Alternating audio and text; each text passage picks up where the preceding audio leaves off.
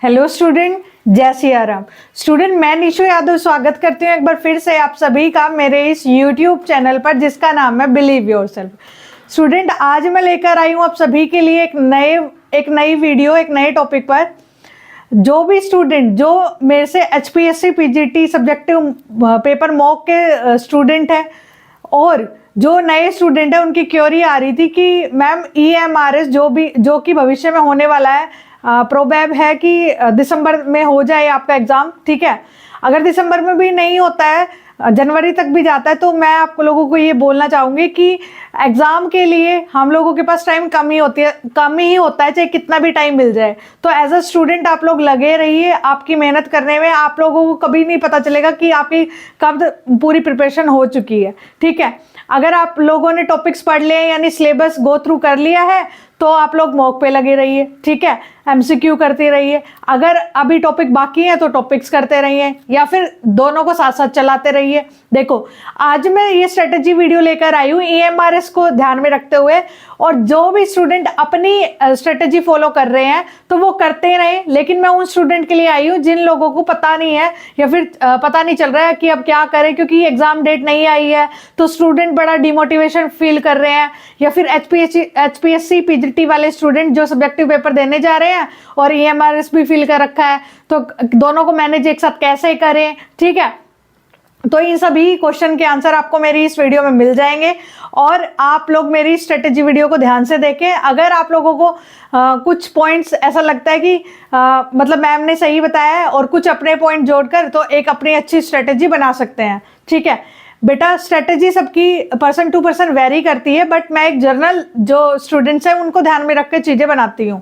ठीक है, तो ये एक स्ट्रेटेजी वीडियो आप लोगों की EMRS एग्जाम के लिए, जो भी कॉमर्स के बच्चे हैं उनके लिए। ठीक है, देखो बच्चों, मैं दिसंबर में पेपर को ध्यान में रख के बता रही हूँ आपको ये सारी चीज़ें। ठीक है बेटा, सबसे पहली बात, जो भी वीमेंस है जो मुझसे जुड़ी हुई है, वर्किंग है या हाउसवाइफ है, कई बार क्या होता है वो इतने फ्रस्ट्रेटेड हो जाते हैं, मैम एग्जाम डेट नहीं आ रही, क्या करें, कैसे ले जाएं अपनी तैयारी को आगे, या फिर क्योंकि PGT लेवल तक आके घर में खाली तो बैठ नहीं सकते, तो काम तो कर ही रहे होते हैं, पर साथ में प्रिपरेशन को कैसे लेके चले पॉजिटिवली, ये चीज़ें होती है।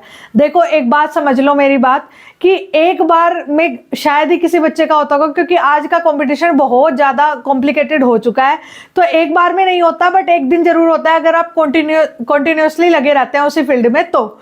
ठीक है, अगर आप कंटिन्यूसली लग रहे हैं, आपकी रास्ता सही है, दिशा सही है, तो क्या होता है, तो सिलेक्शन होता ही होता है आप लोगों का, तो लगे रहिए। ठीक है, विमेन जिन लोगों को फ्रस्ट्रेटेड फील कर रहे हैं तो मैं कहूँगी थोड़ा रेस्ट ले लीजिए, 1-2 दिन का जो भी है, लेकिन उसके बाद फिर से अपने काम पे लग जाइए, वरना आपके अलावा किसी और को कोई फर्क नहीं पड़ेगा, चाहे आप करें या छोड़ें। ठीक है, अगर आपको, क्योंकि आपकी चीज़ें आप पर ही ज़्यादा इंप्लीमेंट होती है और आप पर ही ज़्यादा इम्पैक्ट और इफेक्ट डालती है, तो आप अपने लिए बने रहिए और अपनी तैयारी में, क्योंकि आपको कहीं ना कहीं अपने जीवन को बेहतर करना है, दूसरों का नहीं। तो दूसरे तो कभी भी वैल्यू नहीं करेंगे, आप कर लेंगे तब भी नहीं करेंगे, तो आप अपने लिए करते रहिए। ठीक है, अब इसको पॉजिटिवली, क्योंकि आजकल फेस्टिवल का माहौल है, तो प्रिपरेशन तो छोड़ो, बिल्कुल जो स्ट्रेटेजी तो छोड़ो, जो बेसिक कर रहे थे वो भी नहीं हो पा रही है, तो थोड़ा देखो, बहुत ज़्यादा नहीं, फेस्टिवल भी अपनी जगह जरूरी है, बट 2-3 आवर्स आप लोग निकाल सकते हैं ईजिली। ठीक है, तो 2-3 आवर्स भी कैसे इफेक्टिव आप दे सकते हैं, या फिर मतलब आने वाले टाइम में EMRS को कैसे इजीली क्रैक कर सकते हैं, इसकी बात कर रही हूँ मैं।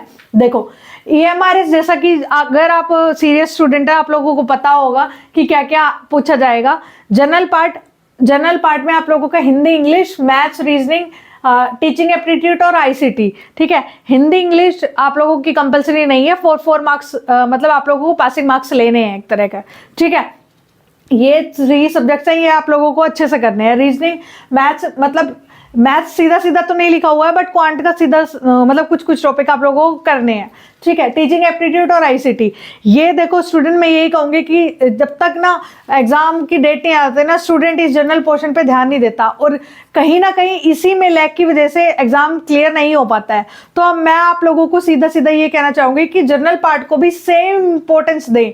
आप लोग चाहे कितने भी महारथी हैं, फिर भी अगर आप लोग रीजनिंग का 2 या 4 क्वेश्चन डेली नहीं कर रहे हैं तो उस टाइम मात खाएंगे ही खाएंगे, ठीक है। तो आईसीटी आप लोग को पता है लिमिटेड जो सोर्स होता है, अगर आप लोगों ने कंटेंट तो पहले से इकट्ठा कर रखा होगा, नहीं कर रखा है तो मैं बता देती हूँ कि आईसीटी की या तो कोई एक सिंपल सी पीडीएफ ले लीजिए, आप लोगों को गूगल पे इजिली अवेलेबल हो जाएगी, ठीक है।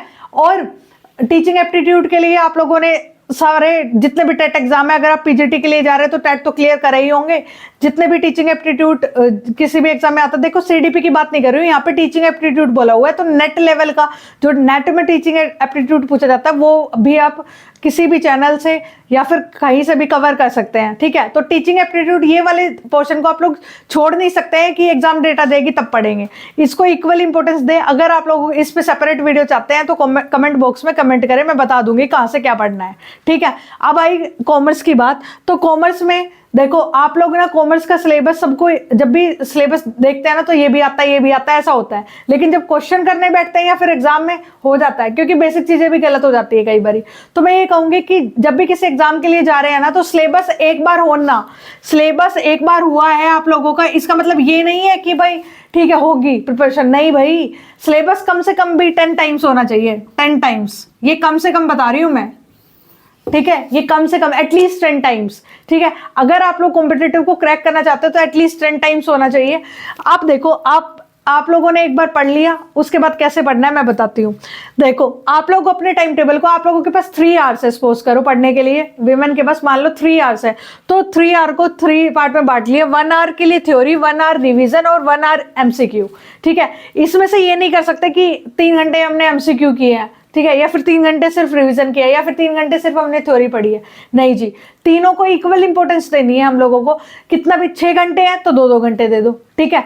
अब भाई रिवीजन पार्ट हमेशा आप मॉर्निंग में करना, मॉर्निंग इन द सेंस जो आप लोगों के इफेक्टिव आवर्स होते हैं। कोई भाई नाइट में स्टडी करता है तो इफेक्टिव आवर्स देख लो आप, जब सबसे ज्यादा आपका इम्पैक्ट आपकी बुक का इम्पैक्ट आप लोगों पे पड़ता है, मतलब बाहर की चीजें आप लोग कम सोच पाते हैं वो वाला टाइम, ठीक है। सबसे पहले अगर आप मॉर्निंग स्टूडेंट है तो मैं कहूंगी फोन से दूर रहिए, सुबह सुबह फोन के हाथ भी मत लगाइएगा, पहले फ्रेश हो जाइए और फिर उसके बाद अपना जो रिवीजन की बुक्स है वो उठा के बैठ जाओ और रिवीजन करो एटलीस्ट 2 आवर्स, जो आपको लगता है 2 आवर्स या 1 आवर जैसे भी आपके टाइम टेबल के अकॉर्डिंग है, 1 आवर रिवीजन करो। फिर उसके बाद जो थोड़ा बहुत काम करने के बाद जो थकान होती है उसमें आप लोग थ्योरी रीड कर सकते हो थोड़ा नैप लेने के बाद, ठीक है, थ्योरी रीड करो। और फिर नाइट में आप लोग सोने से पहले एमसीक्यू कर लो, क्योंकि सोने से पहले थोड़ा सा आलस भी होता है हमें और ये होता है सोना है, तो एमसीक्यू में आप लोगों को टाइम पता नहीं चलेगा। तो तीनों चीजें जरूरी है, थ्योरी पढ़नी, रिवीजन करनी और प्रैक्टिस करनी भी, तीनों चीजें जरूरी है। अगर तीनों चीजों को इधर इक्वल इंपॉर्टेंस देते हो और इधर वाला जनरल पार्ट को आप नहीं छोड़ते हो तो आप लोगों का हो जाएगा। ईएमआरएस में अच्छी खासी सीट है, जिन लोगों का केवीएस में कुछ मार्क्स से रह गया उन लोगों के लिए बहुत अच्छा मौका है, मत छोड़ना इस मौके को। ना तो कोई इंटरव्यू है ना कुछ, रिटन टेस्ट है ओनली, तो रिटन टेस्ट में आप अच्छा कैसे स्कोर करें आपके हाथ में है बेटा सिर्फ। तो अपना स्कोर बनाने के लिए आप लोग डेली रूटीन में मतलब ये ऐसा नहीं है एक दिन तो 8 घंटे पढ़ लिए मोटिवेटेड हो, दूसरे दिन बिल्कुल नहीं पढ़े, ऐसा नहीं होगा।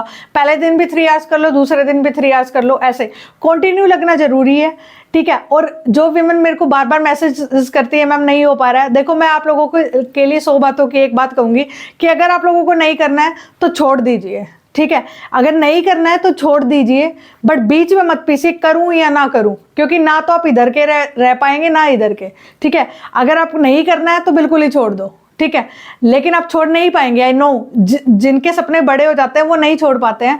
तो मैं आप लोगों को भी यही बोलूंगी कि नहीं छोड़ने से बेटर है कुछ अच्छे से कर लिया जाए, ठीक है। तो कितना भी हो, कोई और आपसे ये नहीं बोलने वाला कि आप बैठ के पढ़ो, नहीं, अपना टाइम टेबल जैसे भी हो, 3 आवर्स भी मिल रहे हैं ना तो ऐसे डिवाइड कर लो, हो जाएगा, ठीक है स्टूडेंट। अगर आप लोगों को मैं कुछ एस्टेट से रिलेटेड और कॉमर्स ईएमआरएस से रिलेटेड शॉर्ट वीडियोस डाल रही हूँ, ठीक है, और ईएमआरएस में जो भी टिपिकल टॉपिक लग रहे हैं आप लोगों को सिलेबस में नहीं समझ आ रहे हैं, ठीक है, तो आप लोग मुझसे पूछ सकते हैं। एमसीक्यू सीरीज या फिर जो जनरल पार्ट की सीरीज है, टेस्ट सीरीज जैसे बोले, मॉक मेरे ऐप पर भी मिल जाएंगी, बिलीव योरसेल्फ एप्लीकेशन, आप प्ले सोर्सेज डाउनलोड कर सकते हैं या मेरी इस वीडियो के डिस्क्रिप्शन बॉक्स में आप लोगों को लिंक मिल जाएगा, वहां से आप टेस्ट सीरीज ले सकते हैं, ठीक है। अगर आपको जनरल पोर्शन के लिए जाना है तो अगर आपको लग रहा है कि हमने सही पढ़ लिया है, मतलब ठीक ठाक आप लोगों का कंटेंट कंप्लीट हो गया, तो आप डेली उसको रिविजन में रखने के लिए टेस्ट भी दे सकते हैं, ठीक है। फिर आपको ये भी पता चलता रहेगा आपने कितना कितना पड़ा है और कितने की ज़रूरत है। ठीक है स्टूडेंट, मैं एंड करती हूँ मेरी इस वीडियो का। तब तक के लिए जय सिया राम।